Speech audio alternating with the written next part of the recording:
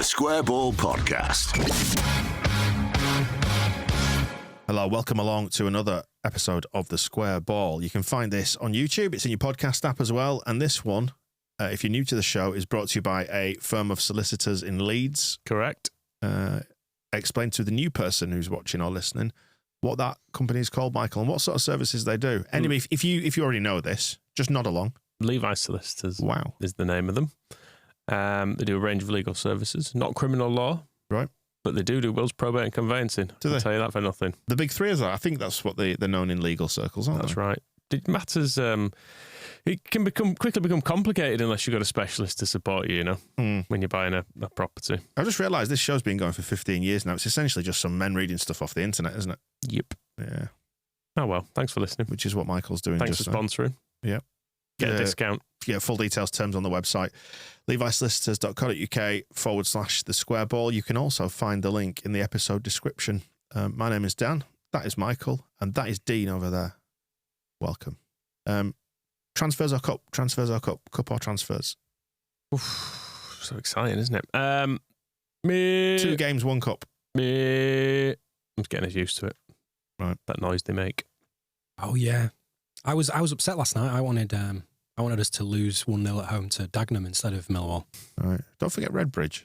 Sorry. They must feel left out Mm. because the Dagenham and Redbridge. Yeah, a bit of an afterthought. Yeah. Is it not cheating that they got 2 teams? And also, Dagenham's a real place. I'm not sure Redbridge is. Right. Doesn't sound like one, does it? No. Is it a red bridge? Can only imagine so. Yep. But yeah, I did watch the first half an hour of this, then lost interest. Yeah, exactly the same. It was one of those, it was on in the background for a bit, things. Just a bit of curiosity on my part. I was actually curious to see how different Milwall are now that that Rodent's gone. Mm. Neil Harris. And they've replaced him with Alex Neil, I think, isn't it? They have. And it seemed to me that sticking up to the big bastard was one of their tactics. Yeah, I mean, they had a lot more of the ball as well. When we've played them, they've not had any possession, whereas they did have most of it in the bit I saw. And they did score a great opening goal, which I was great. It was a penalty. Gary Kelly height. It was very much a shirt pull, but then he was just on the ground and headed it in while rolling about. It was good. I did quite enjoy it. Should be in the record books, Dean, I think, as the lowest ever header to have gone in. Possibly. You've just unlocked a memory there. Gary Kelly stooping to head the ball so often. My dad used to go insane about it. We'd be stood out on the road and be like, kick it! Just kick it! But I used to just like the unnecessary acrobatics. Gary Kelly always looked like he was having a nice time, and I think that was perfectly encapsulated by those moments. You do get a good reach on a diving header, though. Right. In a way, sometimes your foot won't reach, but if you can throw your whole body forward. The diving header's kind of gone out of fashion, hasn't it, in the modern game? You present a difficulty for the ref as well, because if someone kicks your head off, but you're across the ground, what do you do? Because you probably just lay there twitching. I think if your head's being kicked off, mate, not a lot's going on after that. You might be standing still like a headless chicken, as Webby and O'Neill were discussing. Do you think in the same way that you if you get a tooth knocked out, you're supposed to you can either hold it in or you can put it in milk or whatever, try and keep it alive? Would you do the same with the head? Just pop it back on the stump. If you put it in ice, I think it's probably fine. It'd be fine. Yeah, I'd say so. Right. Did you see that thing that went viral on Twitter? That woman who found a head in her son's wardrobe. Yeah. Be a bit disappointing, wouldn't it, as a parent? I didn't see this. Yeah. It's as it sounds. I didn't see the head. It was just the aftermath. Some of the body cam footage, I think, from the cops or whatever. So he was responsible for that. I don't think it came as a surprise to him. No. Right. No, I don't think he made any excuses. Oh, it's not mine. Yeah. I found it. It's my mate. It's my mate. He's just storing it here for a bit. Yeah. In the same way that kids can sometimes do that. Like, let's say you've got a vase on a shelf and it gets knocked off by a kid, and you go, "Who did that?" And they go, "It wasn't me," even though it was. Yeah. What? So it just jumped down there on its own, did it? Did that head just spontaneously appear in your wardrobe? I guess he couldn't blame it on the cat, could he? No, it's difficult to sell. Come a long way from Gary Kelly here, haven't we? Yeah, no, we really have. So yeah, Millwall in the 4th round of the FA Cup. It's not exactly a dream draw, is it? It's not, but it presents an opportunity to get through. Do we want to get through? Are we interested in that? That's the problem. It's that constant dilemma. I think so. I'm mainly interested in what the police do with this fixture. Lots. Because I would imagine lots, but where are they going to put it? You imagine they can't really change the... It's not going to be on telly anyway because it's a boring tie, but Is it going to be the lesser spotted 3 p.m. Saturday? Yeah, well, they've tended to put Millwall at 3 p.m. on a Saturday more recently, and then put conditions, I think, for travel in place to prevent them travelling. I imagine there'll be some sort of concoction around that because we don't know what their ticket allocation is going to be, because you're entitled to obviously a greater proportion of the ground than you are in the EFL. EFL, the rules are 2,000 or 10% of your capacity, I think, whichever is lower. Yeah, but Millwall have not brought more than a few hundred, have they, in recent years? But I think that's specifically because they've made it difficult for them to come. Yeah. So, but do they stick it on telly, which might encourage them not to come? So you'd have the police have a word with the. I mean, a lot of games with big TV or whatever. A lot of games were on telly. It is worth saying in this round of FA Cup, because it started on like Thursday and we're still going last night. Yeah. So I suppose there's a chance we are shown. Maybe the BBC will invent a Thursday afternoon 1:15 kickoff just to try and piss everyone off, keep them down south. Yeah. I don't really have much to say about the fourth round of the FA Cup. I don't have any strong feelings about it. It'll be good. Another good chance to fill the ground up. It was nice we were out of the hat early, because I was watching the draw live. Yeah, we're normally very late, aren't we? And it was out of the hat early at home, and I was like, all right, nice. Then it was Millwall. I had a little victory as well, because I don't know, it was on the BBC, wasn't it? And our name, our number and our name wasn't on the screen, so I didn't know what number we were. Were we about number 19? We normally are. We were 22. Oh. And they showed, I think Leicester were number 20 or something. I had a reference to another L, and I made a little bet with myself. So I bet we're number 22, and 22 came out of the pot, and there it was Leeds United. And I just felt nice and warm inside. Good. We do actually have a decent record against Millwall at home in recent years. I know away is always a bit of a sticking point, but we should win. I want us to get through purely because it's them now. I think if we'd have been drawn against, even at home, Wolves or Bournemouth or someone like that, I'd think, give a shit. I think because we lost to Millwall earlier this season, there is an itch that we need to scratch. Yeah. Where they're concerned. Yeah. The last time they beat us, we had Lawrence de Bock in the team. Right. At Allen Road. Mm-hmm. So it was that long ago. Yeah, I started to conjure up doom scenarios of us getting through, not all the way to winning it, because that feels a bit, Matthew, that's excessive. But getting to the semi-final, so we get a nice day out at Wembley where we get to lose. I can't imagine what a nice day out at Wembley's feel like. Well, the day out at Wembley can often be fun because you get to see all your mates, but then the football starts and ruins it. The question is, would we score? Because it's not a final, do the same rules apply? So we never score at Wembley in a final. What, you mean the rules that the football gods have imposed on us? Yeah. So is it just Wembley that we don't score at, or is it just Wembley finals? So we didn't score in Cardiff either, did we? Nope. Oh, that's true. So there's a lot of not scoring when it matters that have gone on with Leeds. Yeah, not very good at winning stuff. What's the last final we scored in? Is it 1972?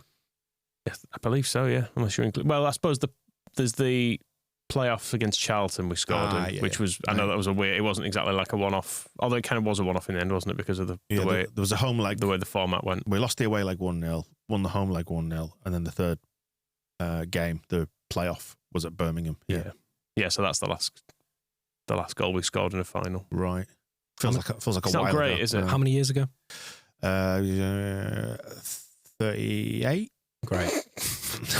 Is that right? Well done, Leeds. So beyond the memory of like half of the people at the game, essentially. Yeah. More than probably.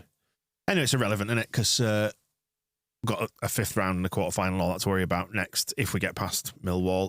You'd like to think we will do the same as we did in this round, where we can give game time to people who maybe ordinarily wouldn't play, keep them sharp, all that sort of stuff. It does mean that we get an extra midweek game at some point, though, doesn't it? What if we go through? Well, no, just anyway, because in winning, the Coventry game gets moved, doesn't it? And if we win again, presumably there'll be another move. So, right. But it does mean we'll get Frank Lampard under the lights. Right. Won't be good for his bald spot. Okay, back on the hair chat. So that's good. Any other ties? I've got the draw up in front of me. Any of the ties jump out as interesting? The Villa Spurs will be on telly probably. Do you get maybe Mansfield or Wigan against Fulham on telly? Birmingham against Newcastle? I mean, I'll be looking out for Plymouth because for propaganda, I've been listening to Cornish Janner, and just to jump forward, he had the time of his life in the FA Cup. Mm-hmm. So I'm kind of hoping they do well. How many games were televised? Was it about 10 or 12 over the course of the weekend? I actually have no idea, because obviously we weren't actually televised, were we? Not properly. We were streamed. Have you heard of the internet? It's not televised though, is it? Well, internet TV. Yeah. It's not. Internet protocol TV. That's the one they call it. Yep. I've actually no idea. It felt like there was just a game on forever. Yeah. Because I'm trying to figure out what will go where and whether they'll try and put us in a lunchtime slot on the telly to kill any, prospect of drinking and travelling from the Millwall fans' point of view. But so Man United versus Leicester, that'll probably get televised just because it's them lot and there's Ruud van Nistelrooy at Leicester. Us, Brighton Chelsea, that'll probably be on telly. Preston or Charlton versus Wickham, doubt it. Exeter versus Forest, that might be on telly. Coventry Ipswich, Blackburn Wolves. You're not going to go through the full draw, are you? Christ. I'm halfway through it already. Mansfield or Wigan versus Fulham, maybe that. Birmingham Newcastle, maybe that. Plymouth versus Liverpool, that'll be on. Everton Bournemouth, that might be on, but I'm not sure anyone really cares. All Premier League, innit? Yeah, Villa Spurs, Southampton Burnley, Leyton Orient or Derby against Man City, that'll probably be on. Yeah. Doncaster Palace and Stoke versus Cardiff. And that concludes the fourth round of the FA Cup. Maybe then, because there's a lot of dross in there, isn't there? So we might be on, but I'm not sure how much of an appeal there is.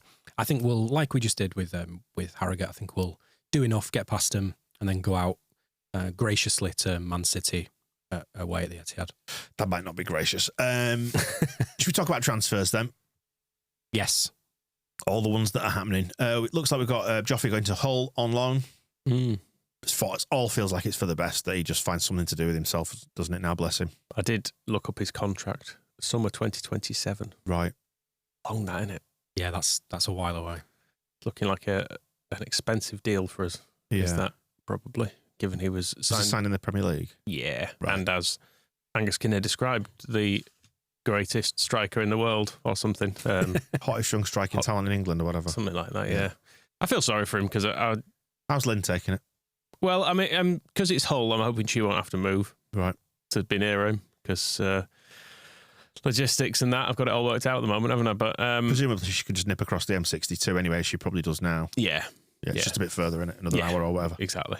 So, would you advise her to stop at Ferrybridge services? Oh, could do, yeah. Yeah. That'd be a lovely little, it'd be a nice little stop-off point for that, wouldn't it? Yeah. What would you advise she do there? Leave the services, drive a bit out of the way, Pontefract. Right. Pop in for a cuppa. We can pop to Spoons. Right. That's Wetherspoons, the pub, not the act of spooning. Yeah. Although Michael's face then painted a picture. If you're on the video version, if you're on the audio version, yeah. Wasn't he linked with Rangers as well? Yeah. Now, if I was Joffy, I would think, right, I'll go up to Rangers and I'll score 20 goals in the second half of the season. And if I was Joffy's mum, I'd go, I'm going to go Glasgow and get away from Michael Normanton. Yeah. So I'm not entirely sure why he's chosen Hull. Yeah.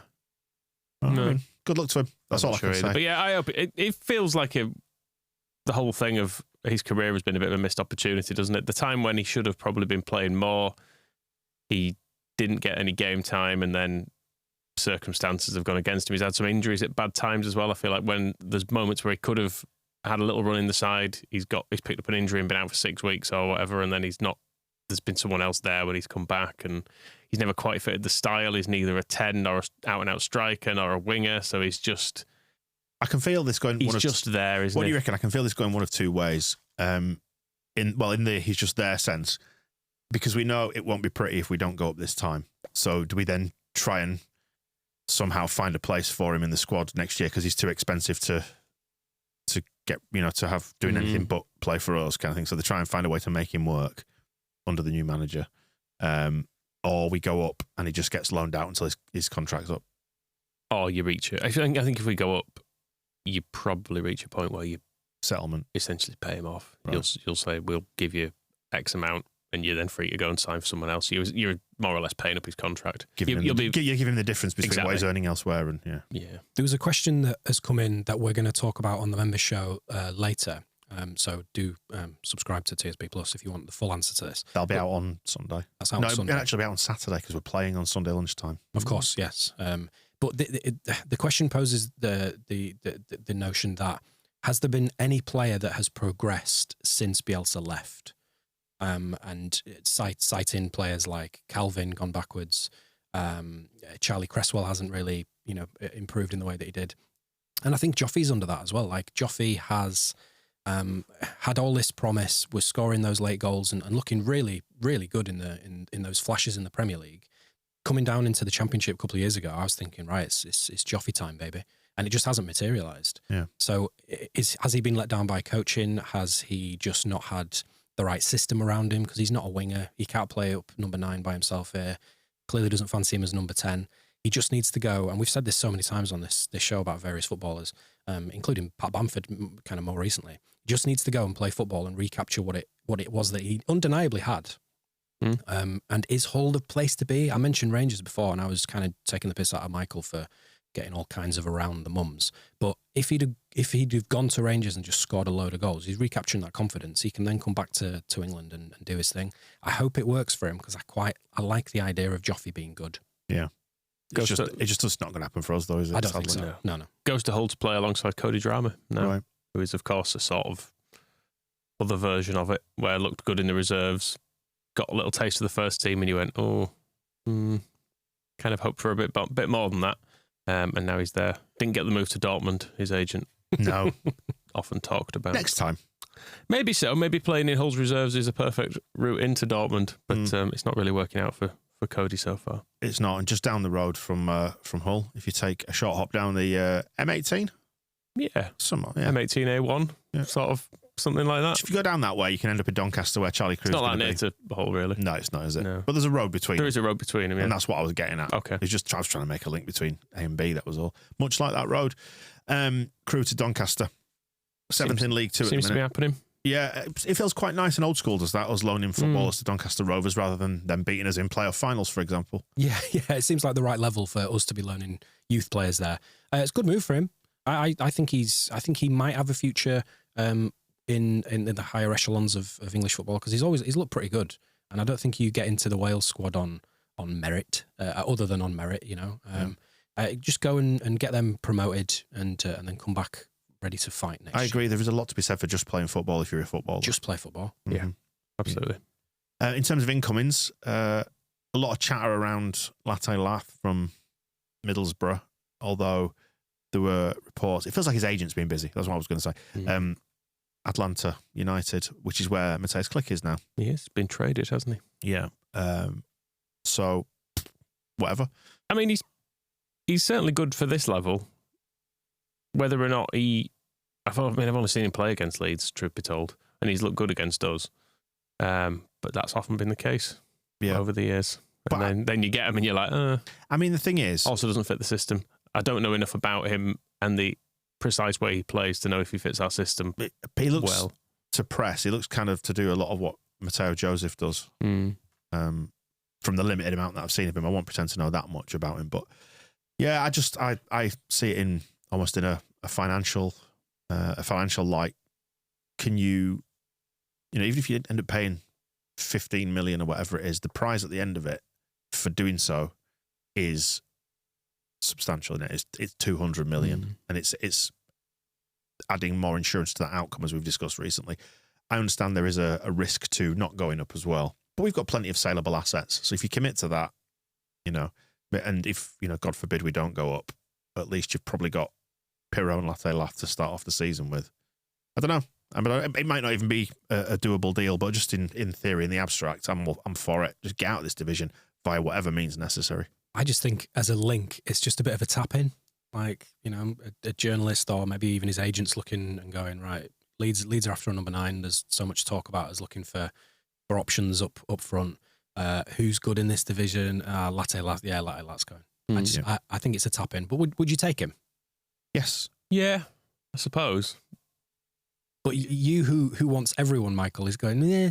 So that doesn't fill me with confidence. I'm not entirely convinced of him for a Premier League club, which is what we're hoping to be in a few months' time. But the alternative scenario, Michael, is what? So you go and sign the cream of the Championship in that we got Pirro, and look at how, as much as Pirro does have his faults, undoubtedly, and you wonder if maybe he is ideal for the system. Can't argue with his goals and his goal contributions, his assists as well. So we went out and we got the top minute-for-minute scorer in the Championship in the last few years. Add something else to that, it's going to help, I think, fire you out of there. Because, well, who else do you get? Do you loan somebody in, maybe? Try and loan somebody in from higher up? Is there a risk attached to that? Yes. What, that they don't work? Well, yeah. I don't know. It feels like a lot of money. Yeah, as much as I always say sign everyone, I also do sometimes worry about spending money. I suppose I don't want us to get into a position of getting to the Premier League and not having any money to spend because we've spent it all getting out of this league. Right. I just don't think this is happening. You know, they give you loads for getting up there. Yeah, I know they do. And I know how quickly it's spent as well, though. That's true. With Victor Orta in charge. In terms of it being a tap-in, actually, it was Amber Rosie who posted on Wacko on the transfer thread on there, which is very addictive. There's nothing actually happening. It's just a lot of people calling each other nonsense and stuff. But Amber Rosie said, no signing is going to stop us getting promoted, but no signings could. And I like that. Mm.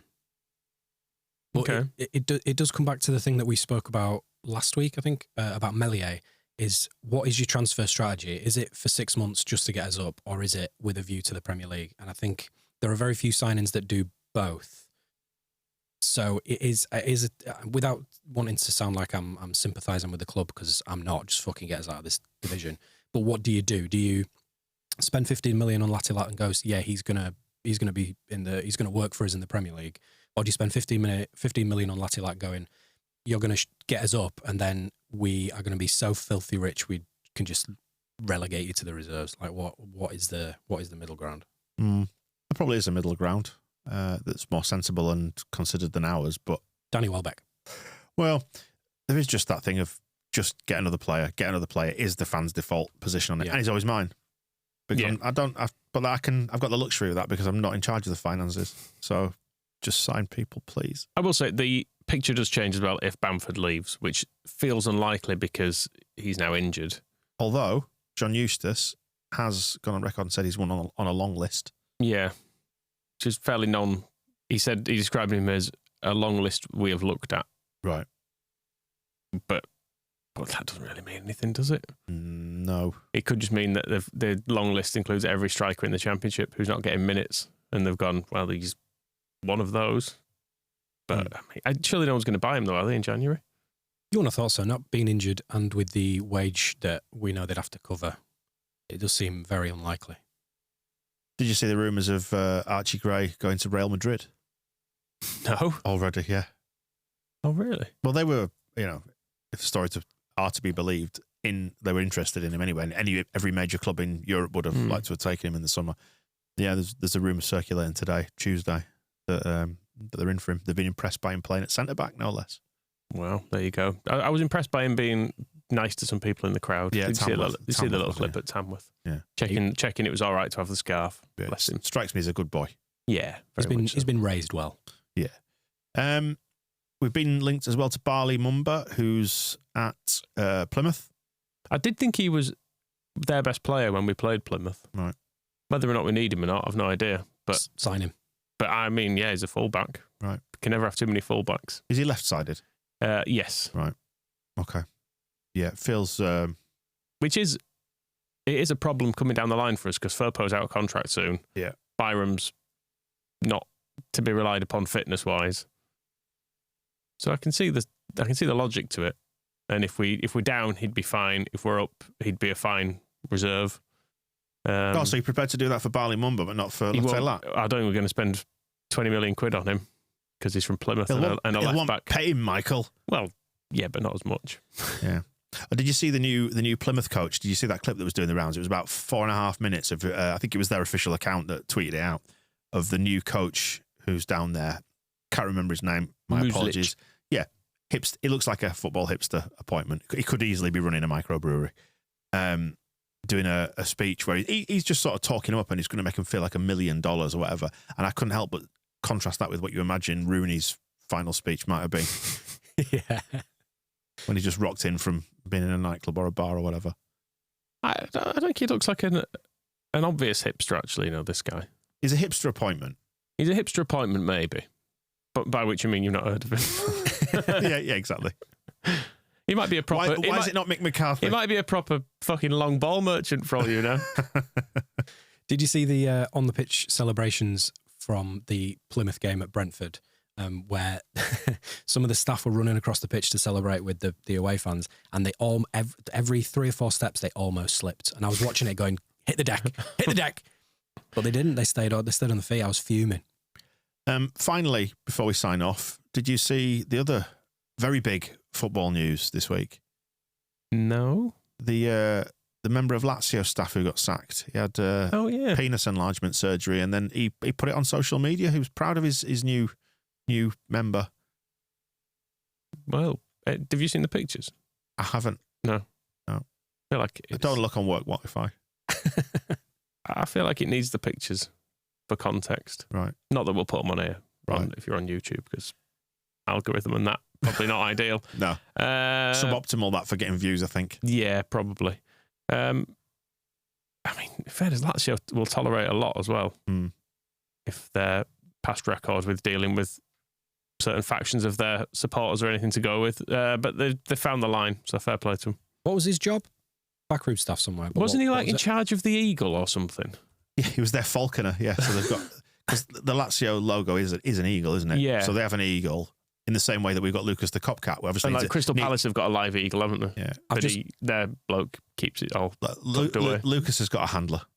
Yeah, I just googled Lazio penis to see what came up, and on the work Wi-Fi. Yep, and the Guardian headline is Lazio fire far right eagle mascot handler over his social media penis posts.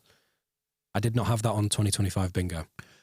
What would it take? What sort of a scenario would it take for you to tweet out, Instagram, whatever, a picture of your cock? Well, it would be an accident. It's all I would say. Lynn's betrayed me. I told you that was private. Oh dear. Right, we'll wrap it up there then, and we'll be back with propaganda on Wednesday. Yep. And then we'll do... Not an awful lot of Harrogate stuff, it must be said. No. They have nothing. Right. In terms of fan channels, that's my conclusion from looking. Unless they're very, very slow getting stuff on there, there is nothing. Right. Harrogate Town themselves put some stuff out. It's completely silent. It's just footage, which doesn't translate brilliantly for an audio medium, does it? No, not really. So, expect not a lot of Harrogate stuff. Sit in silence for 30 seconds over here. Yeah. We'll watch a clip. Watch a video of some people walking into a stadium. Could be a short propaganda this week then. There's Arsenal fans have had plenty to say. Right. And we'll be back with another roundup. And who are we speaking to towards the back end of this week? I do lose track. Johnny Cooper, did you say? Or is that in the future? It's definitely in the future after today. Let me frantically open up the calendar to find out when that is. Johnny Cooper. Johnny Cooper. Yep. Friday the 17th. Oh, super. Told you. Super duper. Johnny Cooper. Look out for that. We'll see you soon. The Square Ball Podcast.